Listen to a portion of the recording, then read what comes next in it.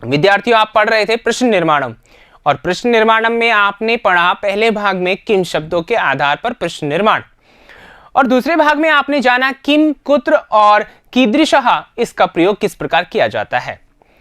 आपने आपके पाठ्यक्रमानुसार प्रश्न कैसे बनाया जाता है वो सीखा। अब आपके पाठ्यक्रम में जो 15 पाठ हैं उसके अंतर्गत किस पाठ में कौन कौन से प्रश्न आए हुए हैं और कैसे प्रश्न पूछा गया है उस तरीके को लेकर के, और वहां पर जो वाक्य है वहां पर एक एक दो वाक्य एक एक पाठ से लेकर के यहाँ पर इस कक्षा में मैं प्रस्तुत हूं आपके सामने और आपको बताना चाहता हूं कि किस प्रकार हम अभ्यास कर सकते हैं। तो विद्यार्थियों, यहाँ अभ्यास प्रश्न जो है वो यही है कि हम पाठ के जो प्रश्न हैं उनको लेंगे एक एक को और वहां से सीखेंगे कि किस प्रकार प्रश्न बना सकते हैं। ठीक है ना। तो विद्यार्थियों तैयार हो जाइए, कॉपी पेन साथ में लेकर के आइए शुरुआत करते हैं। यहाँ पर पाठाधारित प्रश्नानाम अभ्यासः, पाठ पर आधारित जो प्रश्न है, ठीक है ना, उनका अभ्यास कैसे करेंगे। तो आइए शुरुआत करते हैं। प्रथमः पाठः, सबसे पहले पहला पाठ है सुभाषितानि इसका नाम है, और यहां पर देखिए प्रश्न क्या बन सकता है, रेखांकितानि पदानि आधृत्य प्रश्न निर्माणम कुरुत। पहला प्रश्न पहले पाठ में आपका जो प्रश्न है वो ये है कि रेखांकितानि पदानि आधृत्य, रेखांकित पद जो है उनको आधार करके प्रश्न बनाना है। तो यहां पर देखिए आप देख पा रहे हैं कि जो दो वाक्य हैं यहां पर, और दो वाक्य हैं यहां पर रेखांकित पद है, एक ही वाक्य में दो जगह रेखांकित पद है। वो क्यों है तो मैं आपको समझाता हूं। देखिए आपके यहां पर जैसे मान लीजिए गुणाः इसके नीचे रेखांकित है और आपको प्रश्न बनाना था, तो आपने प्रश्न बनाया भी।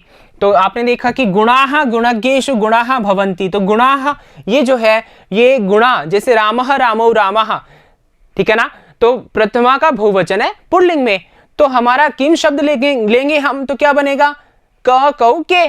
तो हमारा प्रश्न क्या बना, के गुणज्ञेषु गुणा भवन्ति, इसके आधार पर। समझ में आ गया। ठीक है।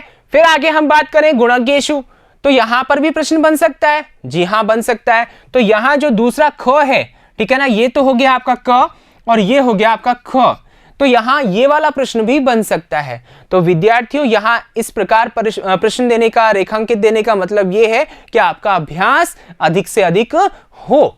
ठीक है ना, बात समझ में आ रही है ना। और इससे क्या होगा कि आप इसका प्रश्न बनाना तो जानेंगे ही, साथ ही इसका प्रश्न बनाना भी सीख जाएंगे और आपका अभ्यास हो जाएगा। और आप जब अभ्यास करेंगे तो आपको ये वाक्य जो है कि यहाँ कौन कौन सा कैसे प्रश्न बन सकता है वो भी जान जाएंगे। ठीक है ना। तो आइए यहां पर पहला हो गया के गुणज्ञेषु गुणा भवन्ति, और दूसरा देखिए यहां पर गुणज्ञेषु, गुणज्ञेषु सप्तमी का बहुवचन याद है ना, केषु, ठीक है ना, यही था। तो यहां पर गुणः केषु गुणाः भवन्ति, ये आपका प्रश्न बन गया। तो दो प्रश्न यहां पर आपके सामने रखे गए हैं एक ही वाक्य में।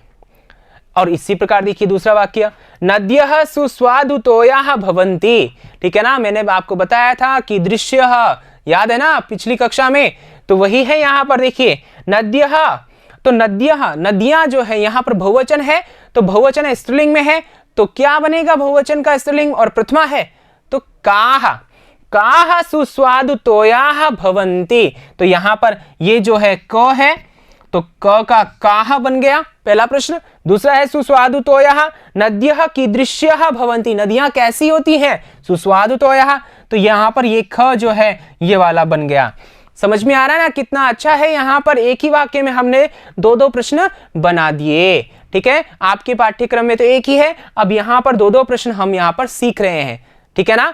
तो इससे फायदा क्या, अगर पाठ्यक्रम के अतिरिक्त भी जाकर अगर प्रश्न पूछेगा आपसे तो आप वहां से उत्तर दे पाएंगे। ठीक है ना। तो बात समझ में आ गई। आइए आगे चलते हैं। आगे देखिए तीसरा प्रश्न है, यानी कि तीसरा वाक्य है यहां पर, लुब्धस्य यशः नश्यति। ठीक है, तो यहां लुब्धस्य नजर आ रहा ना, स्य यानी कस्य, तो पहला वाक्य क्या बनेगा, कस्य यशः नश्यति। ठीक है, फिर है यशः, लुब्धस्य किम नश्यति, लुब्धस्य यशः नश्यति। ठीक है ना, तो यहां पर ये किम आ गया यशः के स्थान पर, तो ये वाला क हो गया, ये वाला ख हो गया। बात समझ में आ रही ना विद्यार्थियों। तो किस प्रकार से यहां हम प्रश्न बना सकते हैं, आइए आगे देखिए। मधुमक्षिका माधुर्यमेव जनयति। ठीक है, तो मधुमक्षिका का है अंत में यानी कि स्त्रीलिंग है, जैसे बालिका था, और बालिका है यानी मधुमक्षिका है स्त्रीलिंग में प्रथमा एकवचन, तो किम शब्द का क्या बनेगा? का। तो यहां पर ये क का जो प्रश्न बनेगा वो बनेगा का माधुर्यमेव जनयति। आगे प्रश्नवाचक चिन्ह तो आएगा, ये तो जरूरी है, नहीं तो प्रश्न नहीं होगा। ठीक है, और फिर है माधुर्यमेव जनयति, तो यहां पर देखिए मधुमक्षिका किम जनयति, क्या जनती है? माधुर्यम। ठीक है ना, तो यहां पर ये माधुर्यम जो है वो नपुंसक लिंग में है, इसलिए ठीक है किम। ठीक है, आगे बात समझ में, तो यहां पर ये पहले पार्ट से संबंधित है। आइए आगे चलते हैं, आगे पहले पार्ट का ही पांचवा है, यानी कि पांचवा वाक्य जो है वो देखिए, तस्य मूर्धनि तिष्ठन्ति वायसा। यहां पर विशेष ध्यान रखिएगा, रेखांकित पद 2 हैं और दोनों के आधार पर हमें प्रश्न बनाना है। अब यहां पर तिष्ठन्ति पहले आ गया, वायसा जो है वो बाद में आ रहा है, लेकिन हमें क्रम से जमाना है, लिखना है। हालांकि इसका अर्थ में कोई परिवर्तन नहीं होता, लेकिन जब हम प्रश्न बना रहे हैं तो क्रम से बनाते हैं। ठीक है, तो यहां पर देखिए तस्य मूर्धनि, यहां पर देखिए सप्तमी है सिर पर, तो यहां सिर पर सप्तमी है तो एक वचन आएगा, और एक वचन आ गया तो यहां पर देखिए किम शब्द का कस्मिनी तो बनता है, तो तस्य कस्मिन वायसः तिष्ठन्ति, ये हमारा पहला प्रश्न हो गया। और दूसरा देखिए वायसाः, जैसे रामः रामौ रामाः, वायसः वायसौ वायसाः, तो पुल्लिंग प्रथमा का बहुवचन, तो कह कौ के, तो प्रश्न बनेगा तस्य मूर्धनि के तिष्ठन्ति। समझ में आ रहा है ना, तो यहां पर क्या हो गया, यहां पर कस्मिन, यहां पर के। ठीक है, यहां कस्मिन, तो ये हमारा प्रश्न बन रहा है। आ रही बात समझ में विद्यार्थियों? तो यहां हमने पहले पार्ट में क्या देखा? पहले पार्ट में देखा कि एक ही वाक्य में कितने प्रश्न बन सकते हैं और किस प्रकार हम इनको लिख सकते हैं। अब आइए आगे चलते हैं, आगे हमारे पास में है द्वितीय पाठः। अब यहां पर आप देख पा रहे हैं, देखिए विद्यार्थियों क्या देख पा रहे हैं कि यहां पर रेखांकित तो है लेकिन वाक्य पूरे नहीं लिखे हुए, केवल यहां प्रश्नवाचक पद लिखा हुआ है। ऐसा क्यों? ऐसा इसलिए विद्यार्थियों कि आप अभ्यास कर सके। तो यहां पर मैं आपको बताऊंगा एक वाक्य, ठीक है, और आपको दोनों वाक्य अभ्यास करने हैं, ठीक है ना, बनाने हैं। तो यहां देखिए जैसे क्षुधार्तः सिंहः कुत्रापि आहारम न प्राप्तवान, मैं आपको बताऊंगा कि कैसे आपको बनाने हैं, लिखने हैं। तो देखिए जैसे कीदृशः से हम वाक्य बनाए, ठीक है ना, तो यहां भूख से व्याकुल सिंह जो है यानी शेर कहीं पर भी आहार को प्राप्त नहीं करता, या उसने किया। ठीक है, तो अब यहां पर देखिए कीदृशः जो है इसको हम वाक्य बनाएंगे तो कैसे, कीदृशः यानी कि एक वाक्य, पहला वाक्य जो प्रश्न बनाएंगे वो कैसे बनाएंगे, कीदृशः, ठीक है ना, ये कीदृशः यहां पर सिंहः, ठीक है, कुत्रापि आहारम न प्राप्तवान। ठीक है, आगे बात समझ में। तो यहां पर एक बात अच्छे से आपको ध्यान रखनी है कि हमने कीदृशः लिखा, ठीक है ना, क्या लिखा, कीदृशः लिखा, ठीक है ना, ये द्रि है, ध्यान रखना क्या है, यहां पर वापस से लिखता हूं, यहां पर कीदृशः इस प्रकार है। अब आगे जो है इसके स्थान पे हमने कीदृशः लिखा, तो आगे जितने सारे पद आएंगे उनको हूबहू लिख देना है और अंत में प्रश्नवाचक चिन्ह लगाना है। बात समझना विद्यार्थियों, यहां पर आप बहुत बड़ी मिस्टेक करते हैं। वो मिस्टेक क्या करते हैं कि जैसे क्षुधार्तः है, मैंने यहां लिख दिया कीदृशः, तो आपने भी कीदृशः लिख दिया और छुट्टी हो गई। ऐसा नहीं करना है विद्यार्थियों। यहां पर यहां कीदृशः जो है, ठीक है ना, वो हमें किसके स्थान पे लिखना है, क्षुधार्तः, तो इसके स्थान पे लिख दिया, और आगे जितने सारे पद हैं जैसे कि मैंने यहां पर लिखा कीदृशः को तो यहां लिखा, ठीक है ना, और आगे सारे पद लिखे वैसे ही आपको लिखना है, ठीक है ना। और आगे देखिए दूसरा सिंह, तो सिंह से पहले क्या है, क्षुधार्तः, तो क्षुधार्तः कह कुत्रापि आहारम न प्राप्तवान। जैसे कि यहां पर देखिए मैं क्या लिखूंगा कि क्षुधार्तः, ठीक है, फिर आगे क्या है, कह बन रहा है, तो कह कुत्रापि, ठीक है, कुत्रापि आहारम न प्राप्तवान,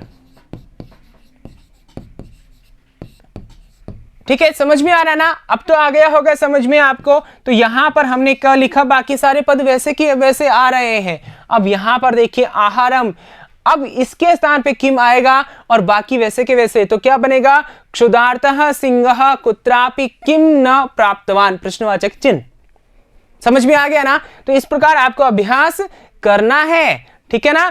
और आप अभ्यास करेंगे जितना ज्यादा तो आपके लिए फायदेमंद होगा, ठीक है। आगे देखिए, दधिपुच्छः नाम श्रीकालः गुहायाः स्वामी आसीत। अब यहां पर देखिए दधिपुच्छः कौन, तो यहां पर देखिए किम क्यों दिया है, क्योंकि आगे नाम आ रहा है, तो यहां बनेगा किम नाम, यह प्रश्न बनेगा आपका, ठीक है। फिर है तो क्या हो जाएगा, किम नाम श्रीगालः गुहाया स्वामी आसीत, पहला वाक्य यानी पहला प्रश्न।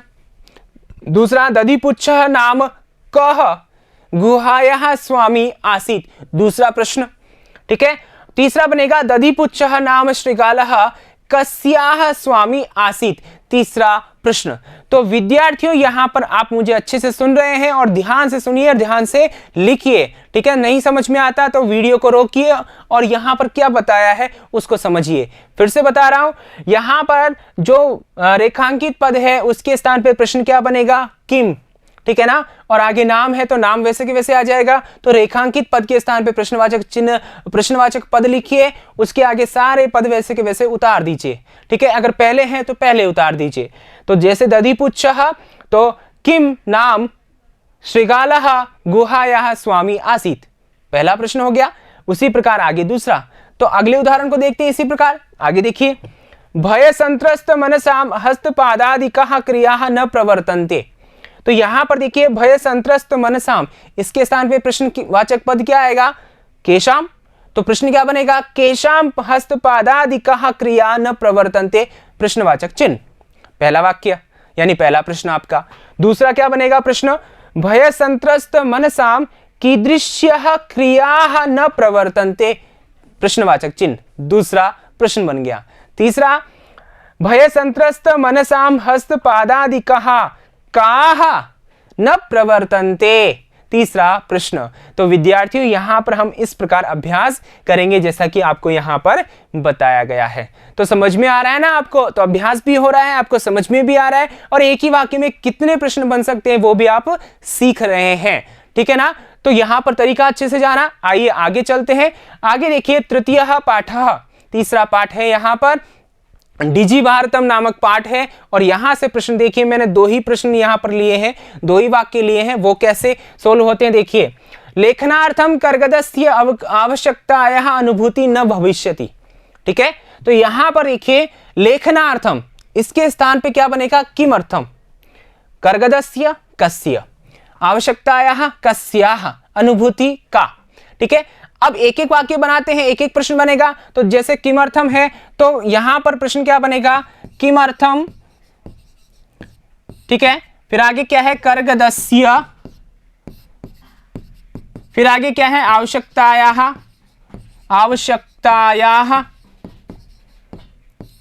फिर आगे क्या है, अनुभूति ही, ठीक है। और न भविष्यति, आगे यहां लिख दीजिए न भविष्यति, और आगे अंत में ये वाला आएगा, प्रश्नवाचक चिन्ह तो आएगा ही। बात समझ में आ गई। इसी प्रकार दूसरा वाक्य बना लीजिए, कैसे बनाएंगे, ये तो अब रहेगा लेखनार्थम कर्गदस्य के स्थान पे कस्य, लेखनार्थम कस्य आवश्यकतायाः अनुभूति न भविष्यति, प्रश्नवाचक चिन्ह।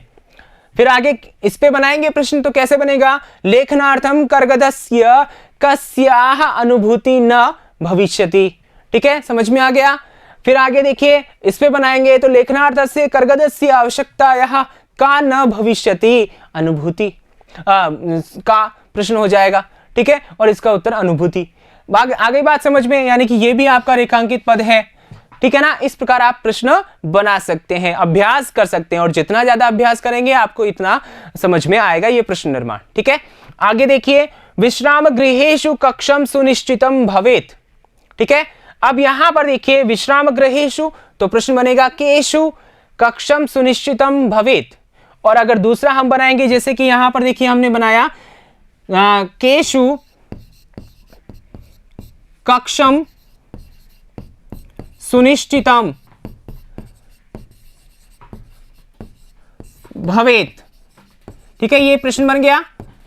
अब यहां पर देखिए आगे अगला बनाएंगे तो कैसे बनाएंगे, विश्राम गृहेषु, विश्राम गृहेषु, ठीक है ना, कम सुनिश्चितम, सुनिश्चितम भवेत। ठीक है, तो यहां पर ये प्रश्न बन गया। इस प्रकार आपको प्रश्न बनाने, तो अगर तीसरा प्रश्न बनेगा तो क्या, विश्राम गृहेषु कक्षम किम भवेत। ठीक है, तो ये हमारा तीसरा प्रश्न बन जाएगा। बात समझ में आ रही ना विद्यार्थियों, इसी प्रकार आपको अभ्यास करते रहना है। आइए आगे चलते हैं। आगे देखिए पंचमः पाठ, देखिए चौथा जो पाठ था वहां प्रश्न निर्माण वाला प्रश्न नहीं है तो हमने नहीं लिया है। आगे देखिए पांचवा पाठ, व्याधः व्याघ्रम जालात बहि निरसारयत। ठीक है, तो यहां पर देखिए व्याधः कह, व्याघ्रम कम, जालात कस्मात, बहि का। ठीक है ना। अब यहां पर देखिए आगे चलते हैं अपने, यहां पर व्याधः, ठीक है, तो व्याधः जो है कह व्याघ्रम जालात बहि निरसारयत। ठीक है, फिर आगे देखिए अगला कम है तो व्याधः कम जालात बहि निरसारयत। फिर अगला प्रश्न तीसरा बनेगा, व्याधः व्याघ्रम कस्मात बहि निरसारयत। ठीक है ना। फिर आगे प्रश्न बनेगा, व्याधः व्याघ्रम जालात, ठीक है ना, बहि निरसारयत। ठीक है, तो यहां पर जो बहि है तो कुत्र आएगा, यहां पर कहां निकालता है, तो यहां पर का नहीं कुत्र आएगा आपका, कुत्र निरसारयत कहां निकाल देता है। ठीक है ना, तो यहां पर इस प्रकार हमारा प्रश्न बन जाएगा। बात समझ में आ रही ना। इसी प्रकार देखिए व्याघ्रः लोमशिकायै निखिलाम कथाम न्यवेदयत। अब यहां पर देखिए व्याघ्रः पुल्लिंग का है, प्रथमा एक वचन तो कह, लोमशिकायै यहां स्त्रीलिंग का चतुर्थी एक वचन है तो कस्यै, निखिलाम यहां पर स्त्रीलिंग का है और द्वितीय का एक वचन है तो कीदृशिम। ठीक है ना। अब यहां पर कीदृशिम क्यों, क्योंकि निखिलाम संपूर्ण विषय पूरी है ना, इसलिए। फिर है कथाम, कथा को, यह भी द्वितीय का एक वचन है तो स्त्रीलिंग में काम। तो प्रश्न क्या बनेगा, जैसे कि यहां पर देखिए कह लोमशिकायै निखिलाम कथाम न्यवेदयत, पहला। दूसरा, व्याघ्रः कस्यै निखिलाम कथाम न्यवेदयत, दूसरा। तीसरा देखिए व्याघ्रः लोमशिकायै कीदृशिम कथाम न्यवेदयत। ठीक है, तो 1, 2 और 3। फिर है व्याघ्रः लोमशिकायै निखिलाम काम न्यवेदयत, ये हो गया आपका चौथा। तो इस प्रकार 4 प्रश्न यहां पर बन रहे हैं और बनाने का प्रकार जो है मैंने आपको बता दिया है, इस प्रकार आप बना सकते हैं। ठीक है, आइए आगे चलते हैं। आगे देखिए अष्टमः पाठ, 8वां पाठ है, जो अपना छठा और 7वां है वहां से हमने प्रश्न नहीं लिए, 8वें से है। यहां पर सुरक्षा प्रबंधनस्य दायित्वम गजधरा निभालयन्ति स्म। ठीक है, तो यहां पर देखिए स्य आ रहा है अंत में तो कस्य बन जाएगा, दायित्वम किम और गजधरा के, तो आपके पाठ्यक्रम में ये वाला प्रश्न है। ठीक है ना, तो यहां 2 प्रश्न और एक्स्ट्रा है। तो यहां पर देखिए कैसे प्रश्न बनेगा, कस्य, एक बता रहा हूं आपको, कस्य दायित्वम, दायित्वम गजधराः निभालयन्ति, निभालयन्ति। ठीक है, स्म, यह प्रश्नवाचक चिन्ह आ जाएगा। और अगर हम आगे बनाएंगे, यहां से प्रश्न बनाएंगे, ठीक है, रेखांकित इसको दे दिया मान लीजिए परीक्षा में, तो कैसे, सुरक्षा प्रबंधनस्य किम गजधरा निभालयन्ति स्म। ठीक है, और यदि मान लीजिए इसको दे दिया तो सुरक्षा प्रबंधनस्य दायित्वम के निभालयन्ति स्म। समझ में आ गया। इसी प्रकार देखिए कार्य समाप्तौ वेतनानि अतिरिच्य सम्मानमपि प्राप्नुवन्ति, कार्य समाप्तौ। ठीक है ना। अब यहां पर देखिए कार्य समाप्ति पर, कब, कार्य समाप्ति पर, तो कदा, यह आपके लिए नया है। तो प्रश्न क्या बनेगा, कदा वेतनानि अतिरिच्य सम्मानमपि प्राप्नुवन्ति। यह आपका प्रश्न बन जाएगा। और यदि आप यहां से बनाना चाहेंगे तो यहां पर बनेगा कार्य समाप्तौ कानि अतिरिच्य सम्मानमपि प्राप्नुवन्ति। और यदि आप यहां से बनाना चाहेंगे तो यहां पर जो आपका प्रश्न बनेगा वो क्या बनेगा, कार्य समाप्तौ वेतनानि अतिरिच्य किम प्राप्नुवन्ति। आगे बात समझ में? तो आइए आगे चलते हैं। आगे देखिए आपके पास में 9वां पाठ है। यहाँ पर एक वाक्य रखा गया है, ठीक है ना, पूरे वाक्य नहीं रखे गए समझाने की दृष्टि से। तो देखिए सप्त भगिन्यः प्राचीन इतिहासे प्रायः स्वाधीना एव दृष्टा। तो यहाँ सप्त भगिन्यः, ठीक है ना, तो यहाँ पर ये बहुवचन है तो यहाँ काह आएगा, ठीक है ना, क्या आएगा? काह, क्योंकि ये बहुवचन है। तो कैसे बनेगा प्रश्न? काह प्राचीने इतिहासे प्रायः स्वाधीना एव दृष्टा। यह आपका पहला प्रश्न बनेगा जो कि यहां सप्तभगिन्य के आधार पर बनेगा, ठीक है। दूसरा आप प्रश्न बनाएंगे तो सप्तभगिन्यः कदा प्रायः स्वाधीना एव दृष्टा, प्राचीन इतिहास की जगह, ठीक है। और आगे इसके स्थान पे बनाएंगे तो सप्तभगिन्य प्राचीन इतिहासे प्रायः कीदृश्यः एव दृष्टाः। समझ में आ रहा है ना? तो यहां पर इस प्रकार आपको अभ्यास करना है। आइए आगे चलते हैं। आगे देखिए यहां पर 10वां पाठ, 10वें पाठ में देखिए माता पितरौ नृणाम संभवे अकथनीयम क्लेशम सहेते, ये वाक्य है और यहां पर 3 प्रश्न बन रहे हैं आसानी से। देखिए माता पितरौ, तो ये क्या है? द्विवचन है प्रथमा का, तो कौ, तो हमारा प्रश्न क्या बनेगा? कौ नृणाम, ठीक है, संभवे अकथनीयम क्लेशम सहेते, यह हमारा पहला प्रश्न बनेगा। और अगर दूसरा प्रश्न बनाना चाहें तो केशाम बन जाएगा। पहले क्या लिखने में आएगा? माता पितरौ, ठीक है, केशाम संभवे, ठीक है। आगे सारा वाक्य आकर के क्या हो जाएगा? प्रश्नवाचक चिन्ह लग जाएगा। और इसी प्रकार तीसरा बनाना चाहे तो माता पितरौ नृणाम संभवे अकथनीयम किम सहेते। आगे बात समझ में? इस प्रकार आप अभ्यास कर सकते हैं। आप अभ्यास कीजिएगा और अभ्यास करेंगे तो आपका ये प्रश्न निर्माण बहुत ही आसान हो जाएगा, आपकी मुट्ठी में आ जाएगा, ठीक है ना विद्यार्थियों। तो आइए आगे चलते हैं।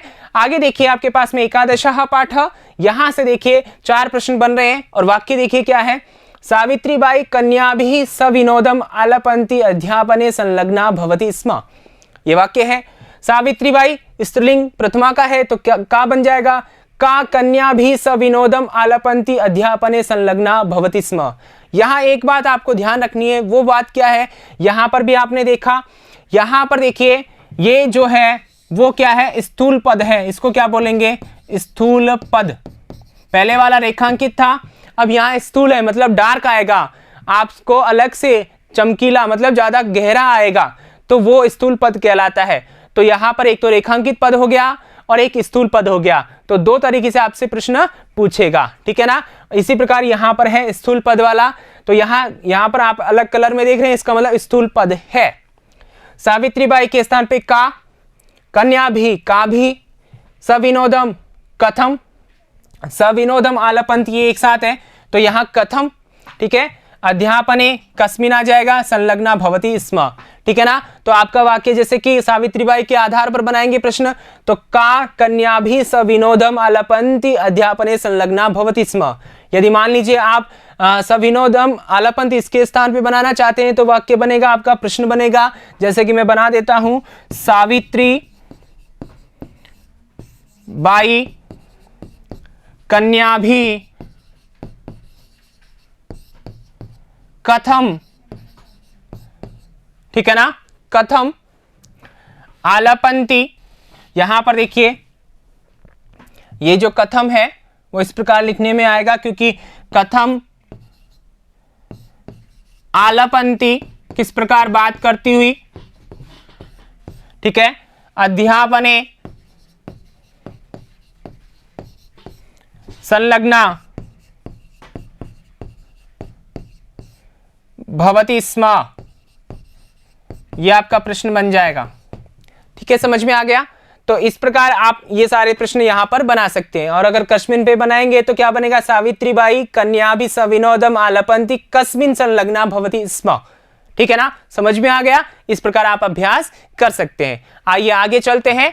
आगे देखिए आपके पास में द्वादशः पाठः। द्वादश पाठ में आपके 2 वाक्य यहाँ लिए गए हैं। देखिए, धेनुः शाक फलानाम आवरणैः सह प्लास्टिक स्यूतम अपि खादति स्म। ठीक है, तो यहाँ पर धेनु के स्थान पे स्त्रीलिंग है, प्रथमा का एक वचन है तो का, शाक फलानाम आवरणैः कई, ठीक है, और प्लास्टिक स्यूतम अपि तो किम। ठीक है, तो वाक्य क्या बनेगा, का शाक फलानाम आवरणैः सह प्लास्टिक स्यूतम अपि खादति स्म। एक प्रश्न तो ये बन गया। दूसरा, धेनुः कई सह प्लास्टिक स्यूतम अपि खादति स्म। तीसरा आपका बनेगा, धेनुः शाक फलानाम आवरणैः सह किम खादति स्म। ठीक है, बड़ा आसान है। इसी प्रकार देखिए, सर्वे अवकरम संगृह्य अवकर कंडोले पातयन्ति। तो हमारा प्रश्न क्या बनेगा, सर्वे के स्थान पे बनाएंगे तो के अवकरम संगृह्य अवकर कंडोले पातयन्ति, और यदि इसके स्थान पे अवकरम के स्थान पे तो सर्वे किम संगृह्य अवकर कंडोले पातयन्ति, और यदि यहां पर बनाएंगे प्रश्न तो कैसे बनेगा, सर्वे अवकरम संगृह्य कुत्र पातयन्ति। ठीक है ना, समझ में आ गया। तो यहां पर ये द्वादशः पाठ हो गया। आगे देखते हैं चतुर्दशः पाठ, 14वें पाठ से है। समाजे नूतन विचाराणाम स्वीकरणे प्रायः सामान्य जना काठिन्यम अनुभवन्ति। जो आर्यभट्ट वाला पाठ है वहां से ये वाक्य लिया गया है। ठीक है, समाजे कुत्र, मैंने बताया था आपको कि अगर स्थान आ जाए या ऐसी जगह जहां सप्तमी विभक्ति है तो कुत्र आएगा। नूतन विचाराणाम केशाम, स्वीकरणे कस्मिन, प्रायः सामान्य जनाः के, काठिन्यम किम। ठीक है, तो हम यहां पर किसी को भी ले सकते हैं। जैसे मान लीजिएगा के से हमने शुरू किया, क्योंकि ये आगे है तो प्रश्न कैसे बनेगा, देखिए यहां पर बाकी इससे पहले वाले पद वैसे के वैसे आ जाएंगे। समाजे नूतन विचाराणाम स्वीकरणे प्रायः, अब यहां ये है, हमने ये लिया है थोड़ी देर के लिए, मान लीजिए तो क्या आ जाएगा इसके स्थान पर, के काठिन्यम अनुभवन्ति।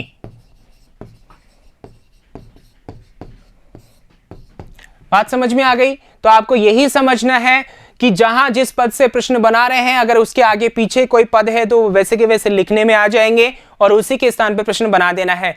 आपको बता दिया कि किस पद के आधार पर कैसा प्रश्न बनना है। तो आप अपना जो पाठ्यक्रम है, पाठ्य पुस्तक के पाठों के अंत में जो प्रश्न है उनका अभ्यास कीजिए, जैसा कि आपको यहाँ पर बताया गया है। ठीक है ना विद्यार्थियों, तो यहाँ पर ये 14 पाठ यानी कि आपके पाठ के आधार पर महत्वपूर्ण जो बातें हैं, जो वाक्य हैं, उनके आधार पर प्रश्न बताए गए हैं आपको। तो इस प्रकार विद्यार्थियों ये प्रश्न निर्माण जो आपको है, जो टॉपिक है आपका, वो पूरा हो जाता है। यहाँ आपने जाना कि किन शब्द के आधार पर कैसे प्रश्न बनाया जाता है। ये पहले भाग में आपने पढ़ लिया, तीनों लिंगों में, पुल्लिंग, स्त्रीलिंग और नपुंसकलिंग में। ठीक है, और आपने दूसरे भाग में पढ़ा कि किम, कुत्र और कीदृश, जो आपके पाठ्यक्रम के अनुसार है वो आपने जाना। ठीक है ना, और इसके अलावा आपने यहाँ पर तीसरे भाग में जाना कि जो पाठ के हैं प्रश्न आपके, जहां पर प्रश्न निर्माण करने हैं आपको, वहां पर एक ही वाक्य में कैसे कितने सारे प्रश्न बन सकते हैं। और आप अगर अभ्यास करेंगे, सही में सच से अभ्यास करेंगे, तो आप प्रश्न निर्माण का ये महत्वपूर्ण बिंदु, महत्वपूर्ण टॉपिक अच्छे से समझ जाएंगे। तो उम्मीद करता हूं कि आपने अच्छे से समझा होगा और उम्मीद करता हूं कि आप यहां से अभ्यास करेंगे। अगर अभ्यास कर लिया तो प्रश्न निर्माण आपके साथ होंगे, और यदि अभ्यास नहीं किया विद्यार्थियों तो ध्यान रखना, जैसा ये पुस्तक में रखा हुआ है वैसा ही पुस्तक में रखा रहेगा, आपको कभी समझ में नहीं आएगा। इसलिए अभ्यास जरूरी है, किसी भी काम को समझने के लिए अभ्यास जरूरी है। ठीक है ना, तो ये प्रश्न निर्माण वाला जो बिंदु है वो पूरा हो जाता है। मैं मिलूंगा आगे अगले बिंदु के साथ में, तब तक के लिए धन्यवाद।